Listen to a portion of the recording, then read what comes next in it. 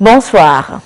Depuis plusieurs mois déjà que le coronavirus est apparu au Togo, les habitudes ne cessent d'être modifiées et pour nous permettre de vivre avec la maladie. Et justement, comment vivre avec la maladie aujourd'hui?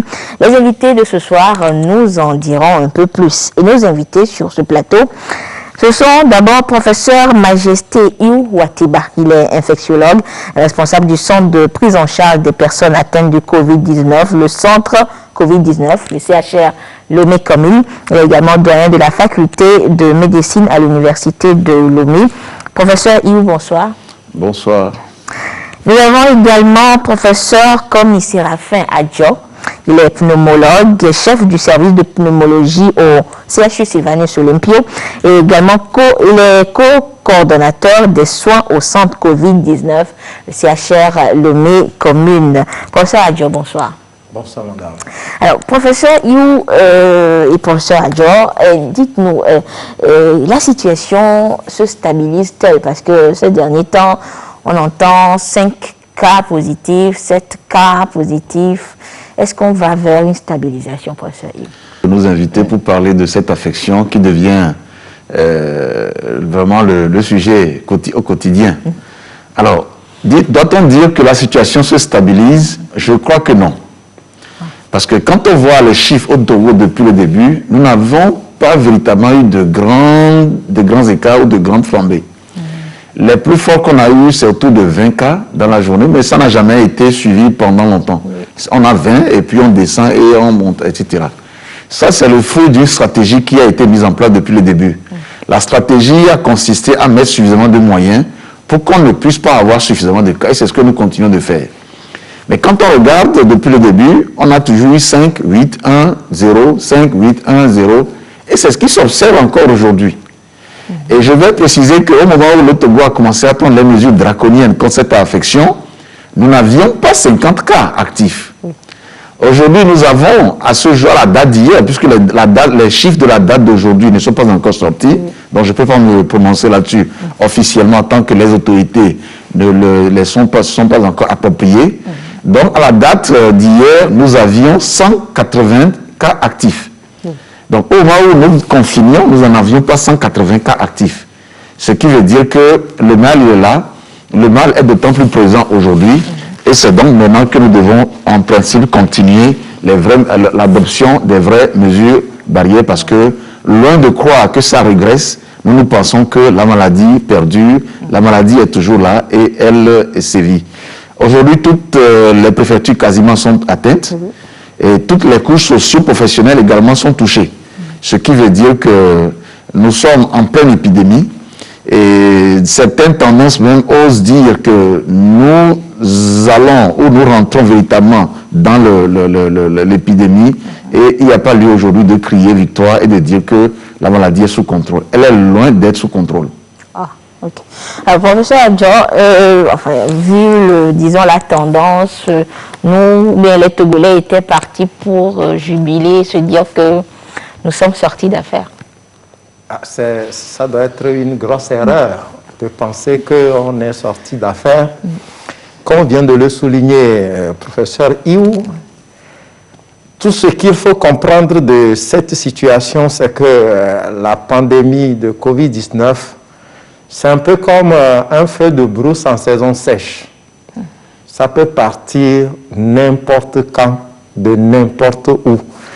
Et donc, ce qu'on a actuellement, c'est rassurant, c'est la tendance qu'on a depuis le début, mais loin de croire que c'est géré, c'est maîtrisé, non. C'est vrai, ça nous donne le répit de nous organiser de mieux en mieux, mais le problème est toujours là. Maintenant, la maladie est complètement dans la communauté, et donc il n'est pas question de penser qu'on est tiré d'affaire. Pas du tout, loin de là, on est en plein dedans. D'accord. Alors, à la question de savoir ce qu'en pensent les Togolais, qu'est-ce que les Togolais pensent aujourd'hui de, disons, de l'existence ou de la présence de la maladie dans notre pays et comment vivre avec, nous leur avons tendu le micro. Nous allons écouter ces quelques Togolais au micro de la télévision togolaise et nous revenons sur ce plateau.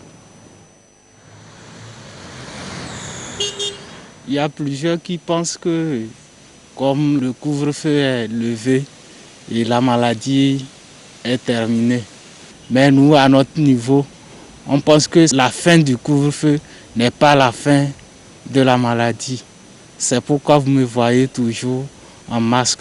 Et comme la plupart des gens de notre société, on porte toujours le cache-nez pour nous protéger. Et on exige parfois pour nos clients de porter le cache-nez. C'est ça seul qui peut nous sauver à notre niveau. Quand vous prenez un client qui refuse de porter le cache-nez, est-ce que vous le prenez toujours ou bien vous refusez? Bon, on ne peut pas refuser de le prendre puisque nous sommes quand même en train de chercher de quoi trouver jusqu'à la soirée. Mais quand même, ces gens-là, on les amène à comprendre que porter cache-nez les protège et nous protège nous aussi, les conducteurs. Vous avez que le couvre-feu les miens comme souvent on bâtit les chors d'avec à l'écho. Et jour depuis qu'on a levé le couvre-feu, bon nombre de personnes ne respectent plus les mesures barrières. Les gens ne mettent plus les bavettes, ils se regroupent pour jouer aux jeux de divertissement. Même quand tu essaies de leur parler, ils ne sont pas réceptifs. Je ne suis pas en cache-nez parce que je suis seul ici. Quand je vais dans un endroit public où il y a des gens, je le mets systématiquement.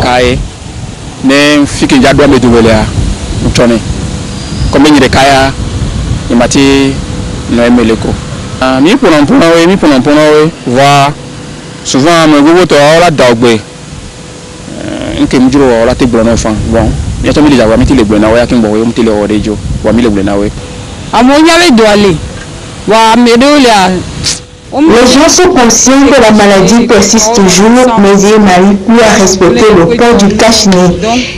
Ils se retrouvent toujours ensemble, font ce qu'ils ont envie de faire sans respecter les mesures barrières. En tout cas, on est dans le nez de Dieu. J'ai du désinfectant dans mon sac et je l'utilise à chaque fois que j'effectue une visite. Et on respecte la distanciation sociale aussi. J'ai ça. Mais le pourquoi ouvert dans le jardin de 2 février, donc je me repose là-bas parce qu'il n'y a rien à faire. Donc je me suis sorti au moins pour marcher un peu et puis retourner. C'est pourquoi je l'ai mis en poche. Sinon j'avais ça.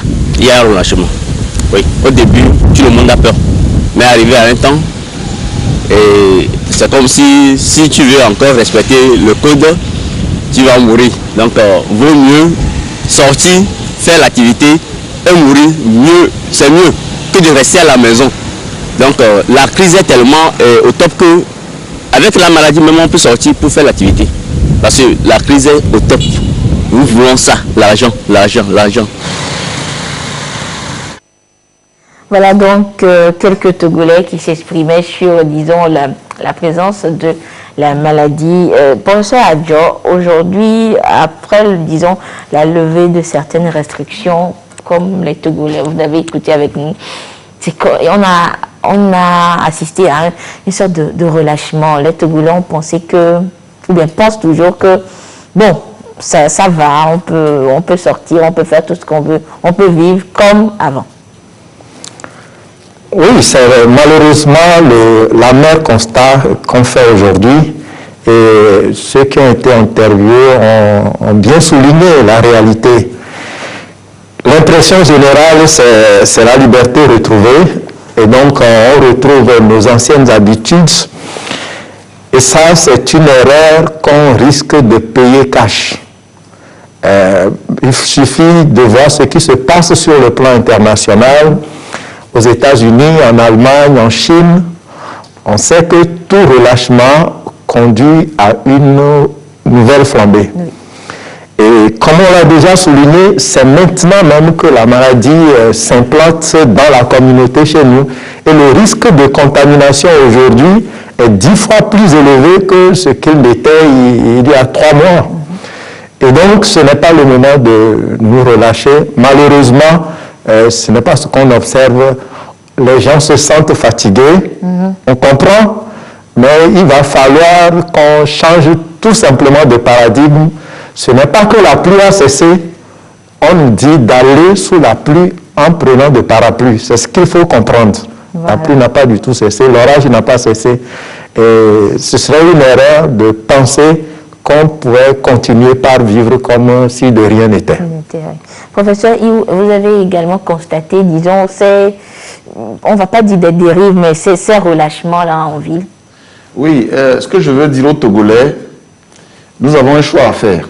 Aux Togolais, à tous les humains, ceux qui peuvent, parce que la TVT est écoutée en dehors des Togolais, l'humanité écoute la TVT, pour ceux qui s'intéressent à cette chaîne. Alors, nous sommes partis pour un marathon. Il faut qu'on le comprenne très bien. C'est un marathon. Sauf que ce marathon, on connaît le départ, mais on ne sait pas l'état de la route. On ne sait pas les obstacles. On ne connaît pas la distance à courir. Mais nous sommes obligés de courir. Donc, seuls ceux qui auront pris suffisamment de réserve sur eux avant de commencer cette course et qui auront été assez intelligents sur la route pour bien gérer leurs réserves arriveront peut-être un jour à destination. Donc ça, c'est très important parce que ça s'est révélé dans les crises passées. L'histoire dans nos écoles, même dans les écoles de médecine ou de sciences de la santé, ne sont pas toujours bien enseignées. En 1918, il y a eu déjà des crises de ce genre. Il y en a eu en 1955 et 1965 aussi à peu près. Et en 1918, c'était la plus grande crise qu'on a appelée la crise espagnole, la grippe espagnole. Quand la première vague est passée, il y avait eu à peu près 500 000 morts. Tout le monde a relâché. Et la deuxième vague a été la plus meurtrière et elle a emporté plus de 20 millions de morts. Puis ensuite, s'en est suivi la troisième vague. Et au bout du compte, en 1918 déjà, il y a eu près de 50 000 morts qui ont été donc notifiés suite à la grippe espagnole. Et là aussi, ils avaient compris à l'époque qu'il fallait les mesures barrières, il fallait le port du masque. Donc aujourd'hui, nous avons aujourd'hui plus de moyens de communication, plus de moyens efficaces pour comprendre ces épidémies. Et nous avons aujourd'hui aussi plus de moyens de divertissement, ce qui fait que les gens ont du mal à accepter ces mesures barrières et ces autoconfinements, cette discipline que chacun doit se donner. Mais c'est là le piège. Parce que face à une maladie respiratoire qui s'épanouit assez simplement et facilement dans la société, et avec les moyens que nous avons aujourd'hui dans la société pour nous déplacer et pour nous épanouir, c'est le gros piège. Parce que de ce relâchement, si jamais la deuxième vague venait véritablement, eh bien, nous allons le payer comptant. Ça va être difficile parce que nous aurons épuisé toutes nos ressources. Les ressources financières auront été épuisées. Et quand la grande vague va arriver, nous n'aurons pas les moyens d'y faire face. Ça, c'est très important. Le maintien de cette discipline, des mesures barrières, vraiment ce maintien-là n'est pas négociable. Il faut que nous puissions nous dire que c'est maintenant que nos pays rentrent en épidémie véritablement. Nous avons résisté. Nous avons reçu des coups, mais nous avons résisté sur le ring. Mais il ne faudrait pas que nous tombions après chaos. Et ça, c'est ce qui risque d'arriver si nous continuons à croire que le mal est derrière nous. Le mal n'est pas derrière nous, c'est maintenant qu'il commence. C'est maintenant que l'Afrique, ça a évolué en vagues. Il y a eu d'abord la Chine, après il y a eu l'Europe, l'Italie. L'Italie, ensuite, on a vu la France. Après la France, l'Espagne. L'Espagne, la Grande-Bretagne. Et pendant que ça s'est ici en Grande-Bretagne, il y avait les États-Unis. Et des États-Unis, s'est déplacé vers l'Asie, l'Amérique latine, donc le Brésil, la Bolivie, le Pérou. Et maintenant, c'est le tour de l'Afrique. C'est ça, il faut voir la marche de l'épidémie. Donc, nous ne sommes pas encore, c'est maintenant que ça commence. Le Ghana est à 16 000 cas. Le Ghana est à 16 000 cas. Quand nous avions commencé à mettre les mesures barrières et les stratégies, le Ghana n'avait pas, nous sommes rentrés en épidémie avant le Ghana. Le Ghana n'avait pas 100 cas. Aujourd'hui, le Ghana a 16 000 cas, dont plus de 6 000 actifs. Le Bénin qui était derrière nous, aujourd'hui le Bénin est à peu près de 1100 cas. Donc ça veut dire que le mal devient sérieux. C'est maintenant que ça commence. Nous sommes maintenant encadrés par des pays qui ont des cas. Ne croyez pas surtout du tout à l'étanchéité de nos frontières. Elles ne sont pas étanches. Les gens passent tout le temps. Les gens viennent tous les jours. Les États, les gouvernements font de gros efforts, mais les frontières ne sont pas étanches. Donc le risque est là. C'est maintenant que ça doit nous préoccuper et on doit prendre les mesures draconiennes si nous ne voulons pas vraiment rentrer dans un scénario catastrophe. D'accord. Alors, professeur Iou, dites-nous aujourd'hui, quelle est la situation sur le terrain en ce qui concerne la prise en charge des malades? Comment cela se fait? Sur le terrain, la prise en charge, on la maîtrise de mieux en mieux. Et il fut un temps, nous nous sommes penchés sur ce que la communauté internationale nous recommandait, mais aujourd'hui nous avons une expérience terrain qui nous permet vraiment de...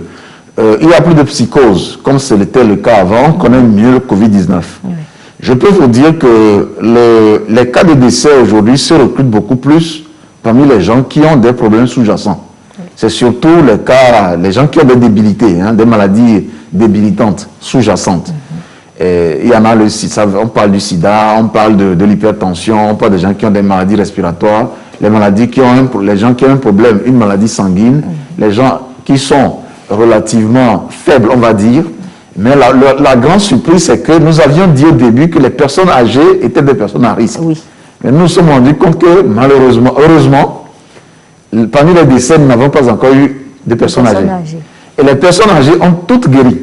Dont des cas, des gens qui avaient 90 ans, d'autres 92 ans, mais qui ont guéri. Par contre, des jeunes en sont morts.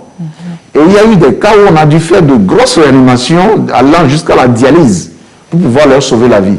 Nous avions eu des cas dans le coma pendant près de 3 semaines qui ont été vraiment de grosses réanimations avec anticoagulation, oxygène à un point fini. Et ça a été extraordinaire. Et ça, ce n'était pas des personnes âgées.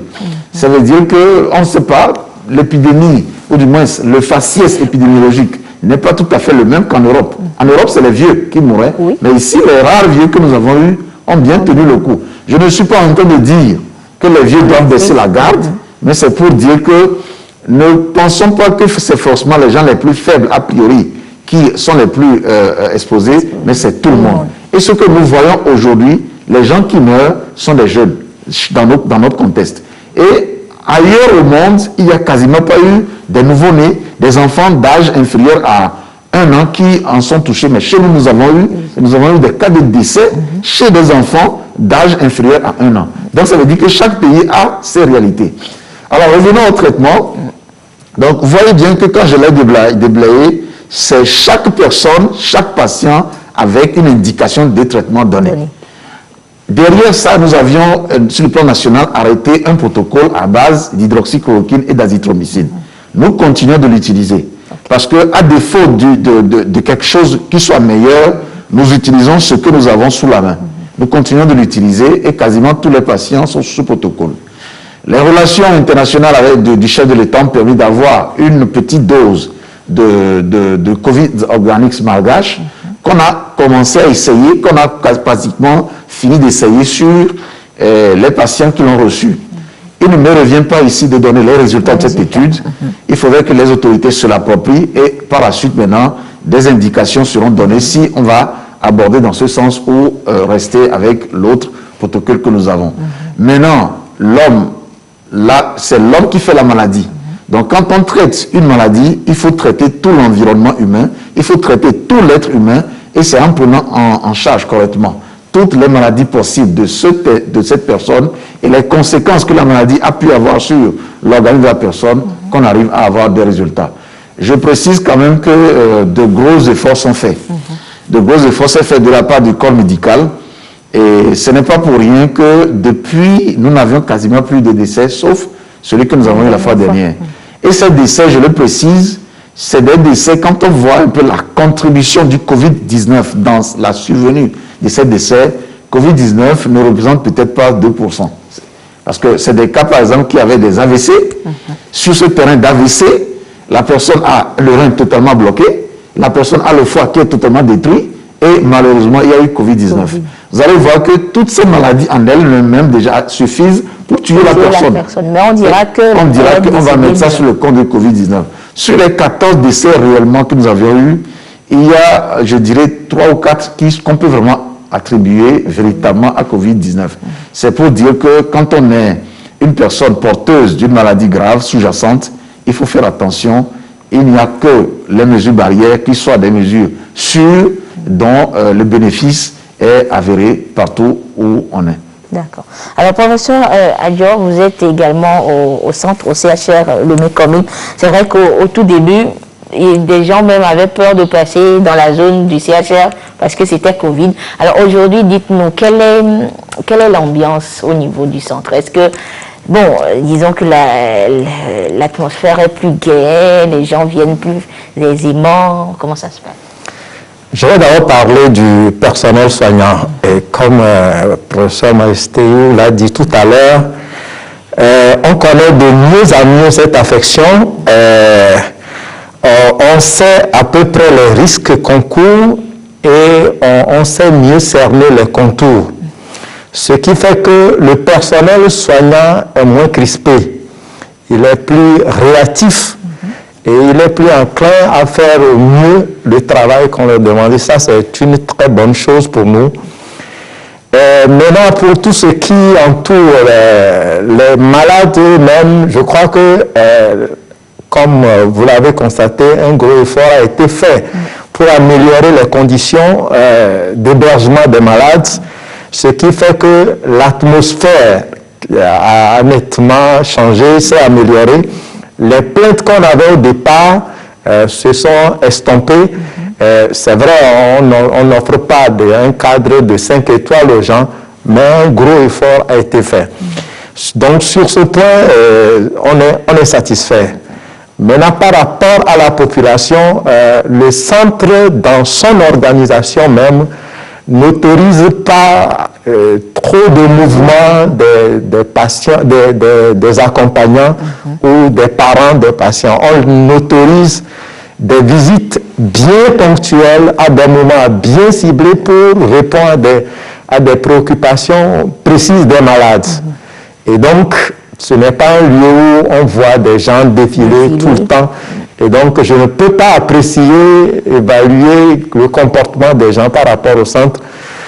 Mais comme on le note dans la ville, de façon générale, le problème, ce qui nous inquiète, ce n'est pas par rapport au centre, mais ça par rapport à notre perception de la maladie. On est en train de banaliser Covid-19. On ne doit pas la banaliser. C'est ce que je voudrais dire. Autant on la connaît, autant on la traite mieux, autant on est plus à l'aise à nous occuper des malades, autant il ne faut pas la banaliser. C'est une maladie potentiellement grave, mortelle. Heureusement, pour le moment, on n'a pas beaucoup de cas. Vous voyez, même si vous avez 3% de décès, si sur 3 cas, sur 100 cas, il y a 3 décès, si vous avez 20 000 cas, vous voyez ce que ça donne. Si on a peut-être 10% de cas graves, si vous avez 100 000 cas, vous voyez ce que ça donne. Donc, nos capacités peuvent être rapidement débordées. Et donc, ce qui nous incite, même si on a une relative maîtrise, une meilleure compréhension de la maladie, une meilleure gestion, il faut toujours garder à l'esprit que c'est une maladie grave et qu'on doit faire très attention. D'accord. Oui, professeur. Oui, pour ajouter à ce que le professeur Adjo vient de dire, c'est une très bonne analyse pertinente. Hier, j'ai essayé d'évaluer le coût en médicaments, en prise en charge, en nourriture des patients depuis le début au CHR. Avec le directeur, nous étions à près de 250 millions au CHR seul. Et quand on ajoute Edaoba, l'alimentation et tout, on était autour de près de 500 millions. Et ça, c'est à Lomé. On n'a pas ajouté l'hôtel de Bénin. On n'a pas pris l'intérieur, on n'a pas compté la rénovation des centres, les machines qu'il fallait acheter. On n'a pas évalué les tenues. C'est-à-dire, on a évalué que la prise en charge directe des patients sans prendre en compte la combinaison que nous portons, etc. etc. Donc, c'est très cher. Ça, il faudrait quand même le soulignons. La fois dernière, il y a eu un patient qui a fait 3 semaines de réanimation et qui, heureusement, s'en est tiré. Et quand maintenant il est devenu autonome, il respire à l'air ambiant, et on envoie des SMS dire aux gens que lui ne sait pas ce qu'il fait ici, qu'on lui fout, qu'on lui donne un traitement de merde. Alors ça nous a fait mal. Et on a essayé d'évaluer au minimum sa prise en charge pour les 3 semaines de réanimation et pour les 2 semaines autres qu'il a passées en dehors de la réanimation. On était au minimum. C'est-à-dire si on avait appliqué le coût du CHU Sylvanus Olympio, au minimum, on était à près d'1 500 000. On a tenu compte de lui rendre la facture pour qu'il voit à peu près ce que ça représente. Et ça, il n'était pas malade, il n'était pas le plus grave. Nous avions en ce moment près de 4 malades qui étaient à la réanimation, qu'il fallait dialyser. Donc de grosses réanimations à faire. Et quand vous comptez seulement la quantité d'oxygène qu'on utilise tous les jours, c'est énorme. C'est pour cela que je me dis, si le Togo, les autorités sont au courant de la gravité de la maladie, ils sont au courant des risques que nous courons aussi en déconfinement, ils le savent. Mais quelque part, il faut comprendre qu'ils n'ont pas trop le choix. De l'autre côté, il y a cette réalité, mais il y a aussi l'économie qui est notre problème. Donc, nous devons aider les autorités à comprendre que s'ils permettent le relâchement, ce n'est pas parce qu'ils banalisent, c'est parce que d'un autre côté, nous n'avions pas de réserve financière extraordinaire pour tenir 2 ans. Si nous l'avions, je suis convaincu qu'on aurait informé chaque Togolais dans sa maison, on lui donne l'argent pour vivre jusqu'à ce que la maladie soit éteinte. On ne peut pas le faire. Si vous voyez un peu Novici, moi, quand on avait commencé, nous savions que ça ne pouvait pas s'éterniser. En l'espace d'un mois, c'est près de 12 milliards qui se sont envolés. Mais honnêtement, l'impact réel de ce Novici, je crois que pour qu'il y ait un impact réel, il en faudrait plus. On ne peut pas, et pourtant, nous n'avons rien. On a donné très peu, mais c'était devenu très lourd. Finalement, je crois que la raison voudrait qu'on ne s'aventure pas dans cette dilapidation d'argent qui, réellement, ne va pas arrêter le mal, mais il faut changer de stratégie. Changer de stratégie appelle à inciter les gens à reprendre les activités, mais en respectant les mesures barrières et en prenant au sérieux ce risque qui est là, qui est réel, qui est concret, parce que notre économie ne pourra pas supporter. Ça, il faut se le dire. Ça ne pourra pas supporter. Et si nous tous, nous faisons la chose comme il se doit, je pense que nous ne paierons pas les conséquences au cash, mais on pourra l'amoindrir. Nous devons garder nos positions telles qu'elles aujourd'hui, jusqu'à ce que nous ayons des médicaments plus efficaces, voire des vaccins qu'on annonce, mais pas avant 1 an. Ça veut dire que jusqu'à 1 an, nous devons pouvoir être patients et tenir le cap. C'est très important que les gens ne confondent pas l'allègement des mesures barrières, l'allègement du confinement pour la fin de la maladie, et aussi se dire que le Togo n'est pas riche. On n'a pas beaucoup de moyens. Et l'État ne pourra pas survivre à cela très longtemps. Donc, faisons attention. Merci beaucoup, professeur. Professeur Adjo, disons qu'au début de l'apparition de la maladie, on a compris que c'était en quelque sorte les personnes qui revenaient de voyage, qui étaient peut-être porteuses de la maladie. Depuis la fermeture des frontières et tout, on assiste toujours à un nombre élevé de cas. Alors, est-ce qu'aujourd'hui, on est parvenu à déterminer la nouvelle source de contamination? Bon, alors, ce que vous avez dit complètement juste au début de la maladie, on savait le Covid-19 n'est pas né au Togo, la source, on le sait, ça vient de la Chine. Après, ça fait le tour qu'on connaît. Le monde est devenu un petit village et donc très rapidement, les brassages ont fait que la maladie s'est retrouvée chez nous. Et c'est normal qu'au début, que ce soit des gens qui proviennent des régions déjà touchées, qui soient les gens plus suspects et qui soient des gens qui amènent la maladie dans le pays. Donc ça, c'était normal. Mais aujourd'hui, on sait, la maladie est passée dans la communauté. Et comme on l'a dit au tout début de cette émission, c'est toutes les couches qui sont touchées, de l'étudiant à l'élève, du vendeur de rue, je dirais pas aux ministres, mais aux hommes d'affaires les plus voyageurs du monde. C'est tout le monde qui est touché. Et donc, il n'y a plus à regarder, il n'y a plus à cibler spécialement les voyageurs. Bien qu'ils soient toujours des gens à gros risque, parce que quand tu voyages, les conditions de voyage, les conditions d'hébergement sont telles que vous ne maîtrisez pas complètement les risques que vous courez, et donc facilement pour se contaminer. Donc, les voyageurs sont toujours des sujets qu'on doit prendre au sérieux dans le dépistage. On sait aujourd'hui aussi que les mouvements entre les frontières, entre les pays, constituent également un facteur de risque important. On connaît le cas Djarpaga, où le foyer était né des mouvements venant du Ghana. On connaît aujourd'hui la plupart des cas positifs aujourd'hui, c'est des gens qui ont eu un voyage le plus souvent vers le Ghana. Et donc, je ne dirais pas que ce voyage constitue, des gens qui viennent de là constituent la source de contamination. Le mal est déjà dans la communauté, déjà dans le pays.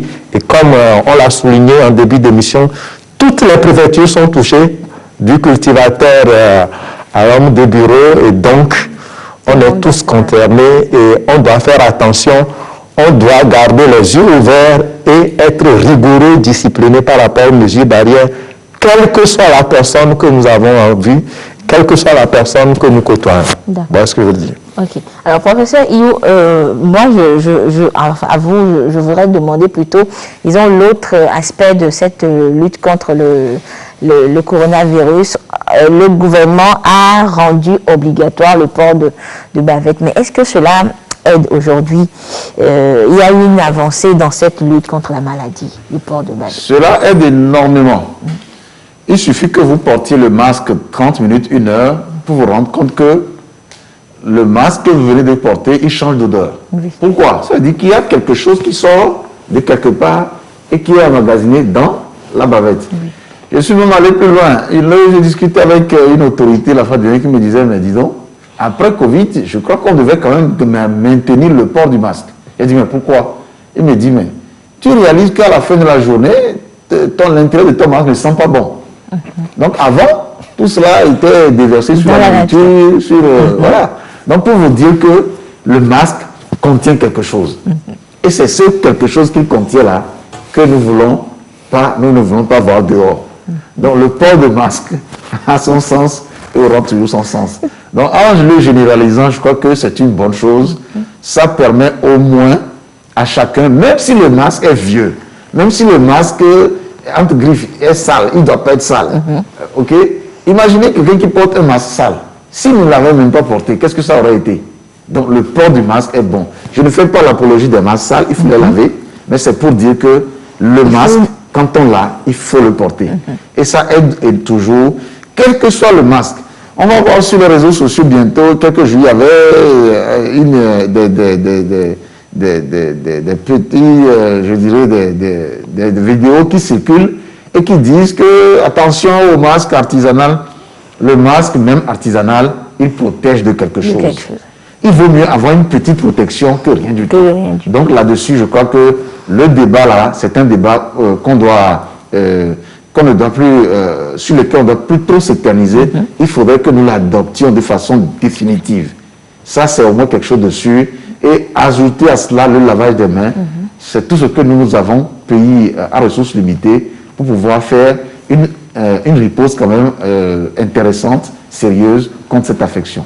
D'accord. Et professeur, il faut également le rappeler que le port de bavette, disons, n'est pas seulement le seul moyen, l'unique moyen pour lutter contre la maladie, parce que des fois, certains portent les masques et se retrouvent nombreux dans un endroit restreint, et ils te disent, bon, on a porté les masques, ça va et tout ça. Donc la distanciation sociale n'est pas respectée. Et, bon, les autres mesures carrément sont mises à l'état, à côté, parce qu'on porte le masque. Oui, mais la question c'est qu'est-ce que cela aurait été s'il n'avait pas porté le masque dans ces mêmes conditions? C'est pour cela que la télé ne donne pas toujours un bon exemple. Quand on voit dans les pays occidentaux, aujourd'hui, ils abandonnent. Bien qu'il y a un semblant de deuxième vague qui se lie, ils ne portent pas le masque. Je pense que là-dessus, ce n'est pas un bon exemple, ce que nous voyons à la télévision. Donc le port de masque est une très bonne chose. Si par malheur, on se retrouve en situation confinée, qu'on a le port de masque, qu'on a porté le masque, ça veut dire qu'on a quand même réduit quelque chose. Mais en plus de ça, il faut ajouter les meilleures mesures, c'est-à-dire distanciation physique sanitaire, lavage des mains, éviter de se serrer les mains et éviter de toucher le masque qu'on a porté quand cela est possible. Nous avons parfois l'habitude de toucher parce que quand on parle, le masque n'est pas fait pour parler. Voilà. Donc, quand on parle longtemps, ça peut descendre de temps en temps. Donc, mais ce n'est pas parce que les gens nous ont fait le reproche. À la télévision, on voit que vous touchez souvent au masque. Il ne faut pas que tu vois ça. Ça, ce n'est pas bien. Pas il faut dire que quand vous arrivez, vous changez de masque sur le plateau. Oui. Donc, on va dire que dans l'espace du plateau, bon, on ne va pas dire que nous sommes tous sains, l'environnement est sain, mais... on fait des efforts. On fait des efforts. Merci beaucoup, professeur. Alors, professeur Adjo, disons que l'autre mesure prise a été la reprise des cours pour les élèves en classe d'examen. Mais on aurait appris qu'il y a déjà des cas positifs au corona qu'on a détectés au niveau des élèves. Alors, comment cela a été possible? C'est vrai que toutes les mesures ont été prises avant qu'on ne laisse les enfants retourner dans les classes. On a vu sur les images la distanciation sociale dans les salles de classe, les dispositifs de lavage des mains et tout. Alors, d'où vient la maladie chez les élèves finalement? Alors, je crois que c'est préoccupant qu'on trouve des cas de Covid-19 dans nos établissements. C'est préoccupant, mais en même temps, c'est normal. Alors, ce qu'il faut comprendre, c'est ce qu'on a déjà dit, la maladie est déjà dans la communauté. Ce n'est pas qu'on dit que l'enfant ou l'élève est venu attraper auprès, ou bien que la maladie, la source est à l'école et que les gens viennent se contaminer à l'école. Celui qu'on a diagnostiqué à l'école, c'est un élève qui a été contaminé probablement dans la communauté. Même si on prend toutes les dispositions, celui qui a déjà eu un contact avec un malade qui est infecté, qui va développer la maladie, il la développera. Si on faisait un test systématique même à tous les élèves à un moment T, ce test-là n'est valable que pour le jour-là, puisque les élèves qui sont contaminés, qui sont en incubation et qui ne développent pas encore la maladie, le lendemain peuvent commencer par développer la maladie. Et même si vous testez aujourd'hui, si les gens ne sont pas contaminés, quand ils retournent, s'ils n'appliquent pas les mesures barrières, ils peuvent se recontaminer. Et donc, il faut qu'on soit un peu serein. C'est préoccupant, mais ce n'est pas, c'est inévitable. C'est inévitable. Toutes les dispositions sont prises de telle sorte que si on a un cas, on ratisse large tout autour pour pouvoir dépister tous les cas, tous les sujets qui ont eu un contact avec ce cas-là. Et éventuellement, s'ils font la maladie, on puisse les diagnostiquer à temps et rompre la chaîne de contamination. Mais c'est malheureusement des cas qu'on aura.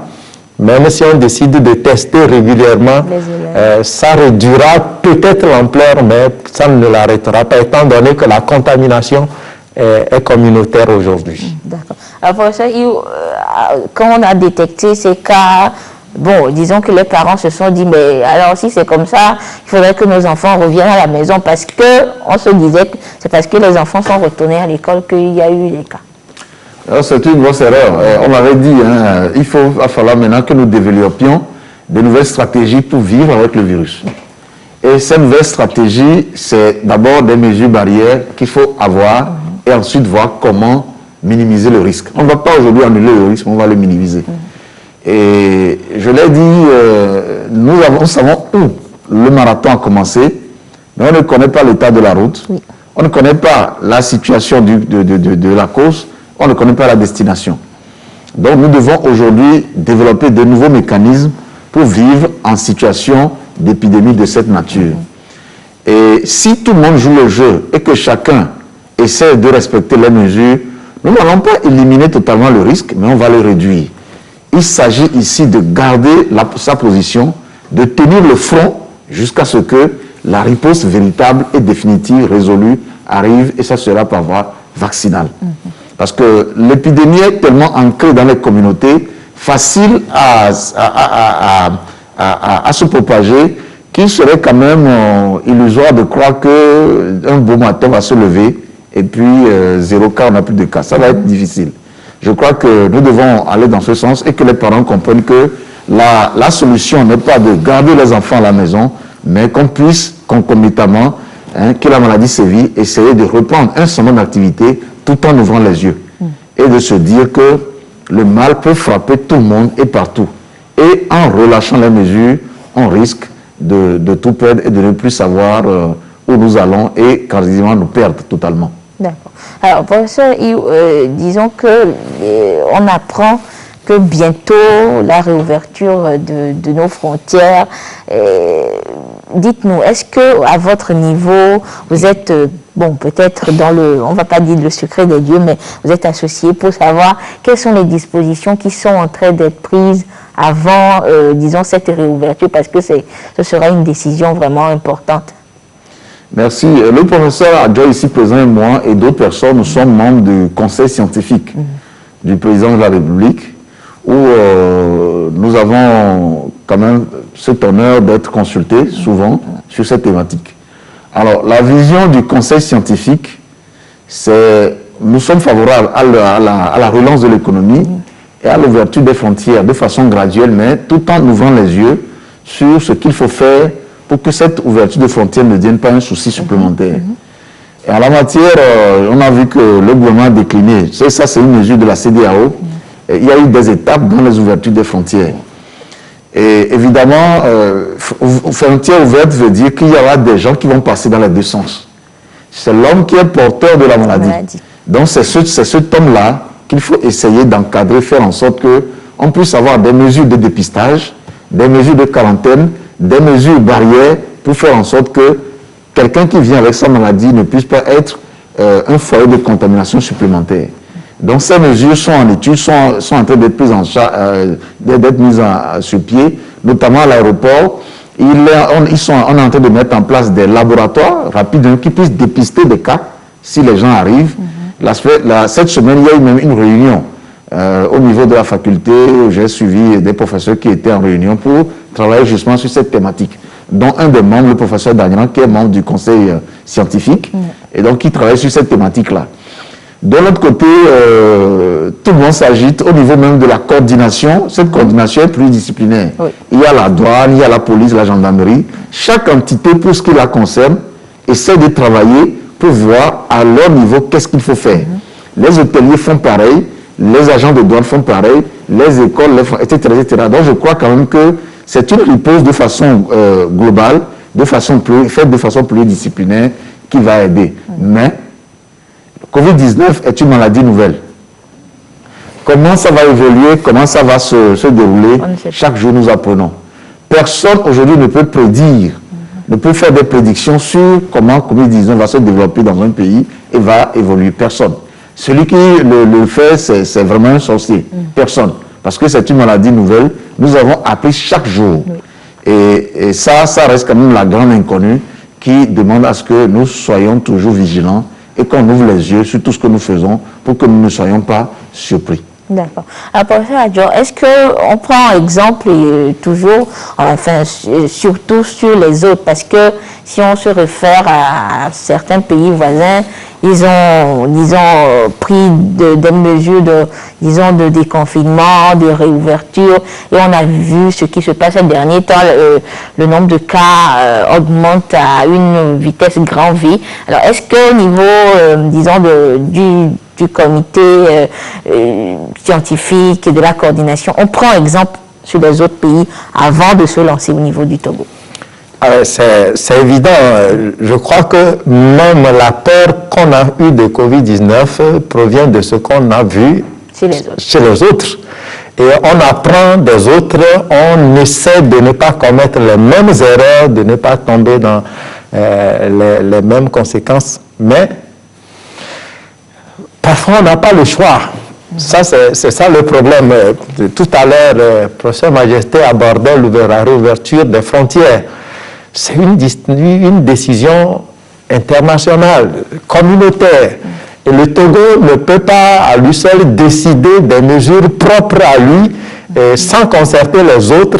Ça ne peut pas se faire comme ça. Et donc, on sera obligé de subir certaines choses, mais prendre des dispositions pour les amoindrir. Donc, ce qui se passe ailleurs, évidemment, nous préoccupe. Comme on l'a souligné, comment se faire que le Ghana a près de 16 000 cas, mais juste à côté de nous ici. On va ouvrir les frontières. Voilà, quand on va ouvrir, ça va de soi. On imagine ce qui va se passer. c'est facile pour ceux qui prennent l'avion de pouvoir anticiper. Mais ceux qui traversent les frontières par voie terrestre, c'est compliqué. Mais on est obligé. C'est pour cela que c'est la première chose que nous devons faire, c'est mieux nous organiser. De telle sorte que si jamais on a plus de cas, on puisse les gérer. Et la deuxième chose importante, qui doit être même la première, c'est rester discipliné. Rester discipliné. Le problème des autres, c'est qu'on a déconfiné et la fin du déconfinement ou la fin du confinement a été perçue comme la fin de la maladie, avec une baisse de vigilance, avec une négligence des mesures barrières. Il faut absolument qu'on évite ça. Et donc, c'est très important qu'on prenne l'exemple sur les autres. Les gens minimisent. Même ceux qui ont le même problème minimisent, mais il faut qu'on fasse très attention. Il faut être idiot pour voir la mort de son prochain et en croyant que ça ne peut qu'arriver aux autres. Voilà. Alors, professeur Adjo, aujourd'hui, nous disons que le début de cette émission, la grande interrogation était de savoir comment vivre avec la maladie, parce que avoir tous les développements qui se font, tous les échanges qui se font, on a compris qu'on est parti pour vivre avec la maladie pour un certain temps. Alors, aujourd'hui, dites-nous comment on va arriver à vivre avec cette maladie, une telle maladie qui nous change carrément de vie, qui restreint tous nos mouvements, qui ne nous permet même pas de vivre. Alors, comment vivre avec la maladie? Alors, comment vivre avec la maladie? C'est dire d'abord qu'on est en train de changer de paradigme. Au départ, on a vu l'orage arriver, on a dit il faut aller s'abriter. Le temps que ça passe, on va sortir. Maintenant, on sait que ça va durer et on ne peut pas rester trop longtemps sous l'abri, on va manquer de vivre. Et donc, ce qu'on est en train de nous dire, c'est vivre avec Covid-19, c'est reconnaître que Covid-19 continue d'être là, continue d'être une maladie potentiellement grave et mortelle. Ça, il faut qu'on le garde, c'est la première chose qu'il faut avoir à l'esprit. Et que on est obligé maintenant d'aller dans Covid-19 malgré son potentiel grave et mortel.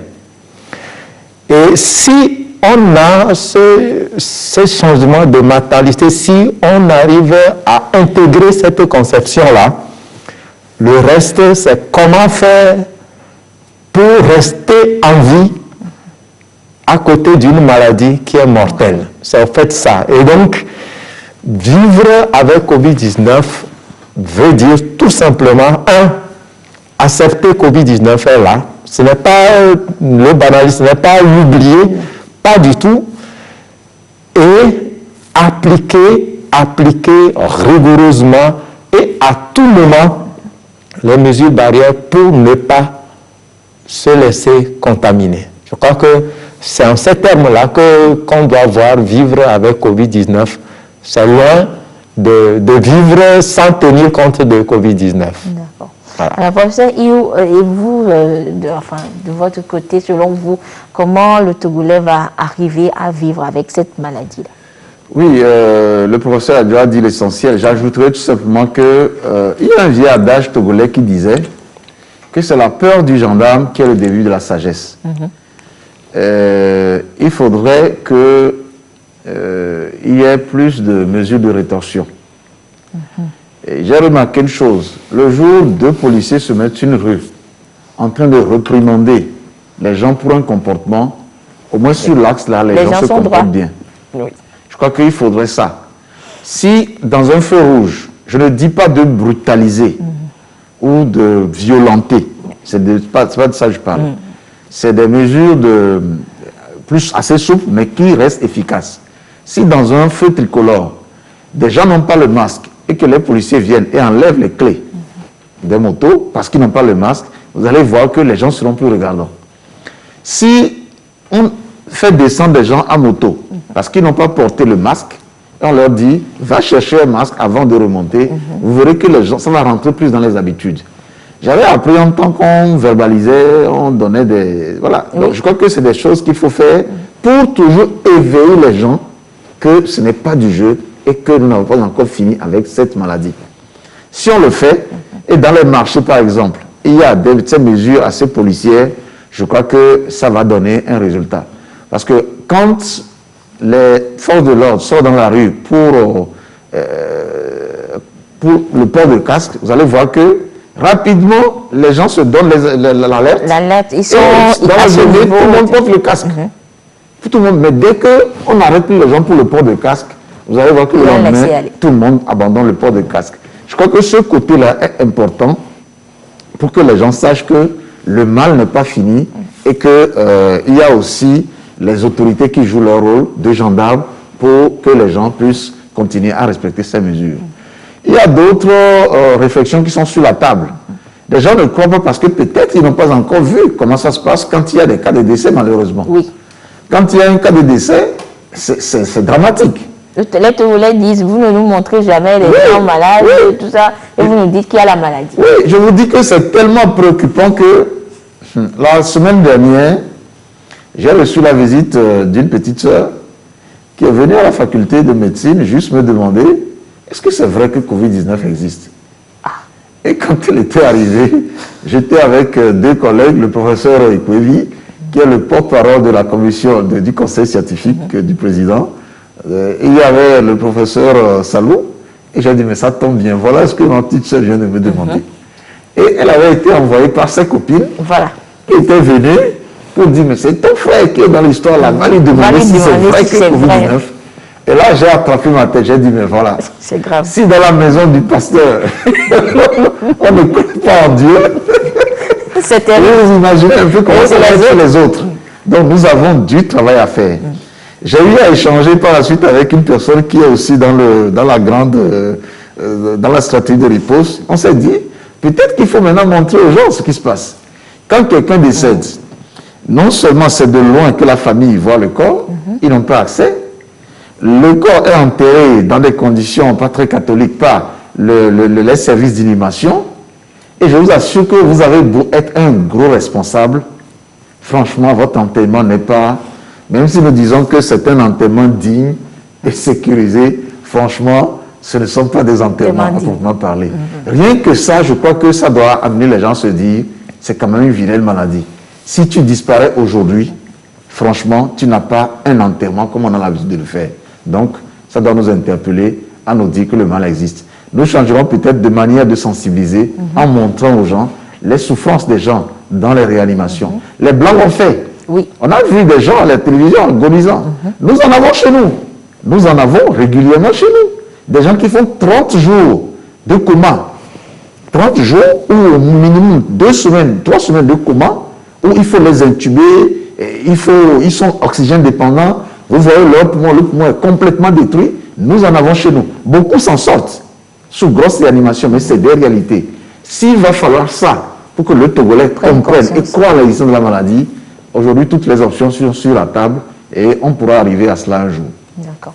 Alors, chers invités, merci d'être passés sur ce plateau. Nous sommes pratiquement arrivés à la fin de cette émission, de ce débat qui va nous permettre à vous, téléspectateurs, et à nous de connaître encore mieux la maladie et surtout de savoir comment vivre avec elle. Mais avant de vous laisser repartir, chers invités, professeur Adjo, c'est vrai que vous avez lancé des appels et tout, mais un dernier message à l'endroit des Togolais. Alors, qu'est-ce que je voudrais dire? C'est qu'il faut qu'on arrête de penser que Covid-19 est une invention. Covid-19 est véritablement là. Et la fin ou bien la relance des activités, la tentative de relance d'activités qui est en cours actuellement ne signifie en rien la fin de la maladie. Covid-19 reste une maladie grave, mortelle, et si on s'amuse à baisser la garde par rapport aux mesures barrières, ça risque d'être compliqué pour notre pays. Et comme on l'a déjà dit, c'est une course C'est un marathon que nous commençons. Il faut que nous soyons disciplinés par rapport aux mesures barrières. C'est tout ce qui nous reste pour le moment en attendant une hypothétique découverte de vaccin. Merci beaucoup, professeur. Je rappelle donc que professeur Komi Séraphin Adjoy, il est pneumologue, chef du service de pneumologie au CHU Sylvanus Olympio. Il est également co-coordonnateur des soins au centre Covid-19 au CHR Lomé Commune. Professeur Iou, votre message à l'endroit du TTV. Oui, vous dire encore le message et je vous dire de ne pas faiblir aussi dans l'action. J'ai connu Anita au début de ces émissions contre Covid-19 très fougueuse. Aujourd'hui, on sent que tout le monde commence à fatiguer. Non, à tous les niveaux, nous devons nous lever et nous dire que rien n'est encore fait. Oui. C'est maintenant que ça commence en Afrique. La maladie a quitté la Chine, elle est arrivée en Italie, puis la France, l'Espagne, la Grande-Bretagne, en même temps avec les États-Unis. Elle est descendue en Amérique latine, le Brésil en tête, et c'est maintenant le tour de l'Afrique. Ça, il faudrait qu'on se le mette dans la tête. Ce qu'on a vu chez les autres, on a l'impression que ça commence à arriver chez nous.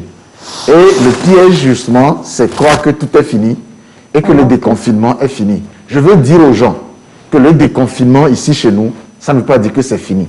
C'est parce qu'on est en train de faire deux choses en même temps. Essayez de ne pas tuer l'économie tout en essayant de vivre avec Covid-19. Vivre avec Covid-19, le concept de vivre avec Covid-19 ne veut pas dire vivre dans le désordre dans le Covid-19. Vivre avec Covid-19, c'est-à-dire vivre dans une ambiance, dans un contexte épidémique, mais en prenant les bonnes mesures pour faire en sorte que la maladie ne passe pas par nous, qu'elle ne passe pas par qui que ce soit. Et en faisant ainsi, nous allons arriver à rompre la chaîne de transmission. La maladie est véritable. Quand nous avons commencé à prendre les mesures de protection, les mesures de confinement, on n'avait pas 50 cas. Aujourd'hui, nous en avons 500, près de 600 cas, dont plus de 180 cas actifs. Et c'est là que nous osons baisser la garde. C'est une erreur grave.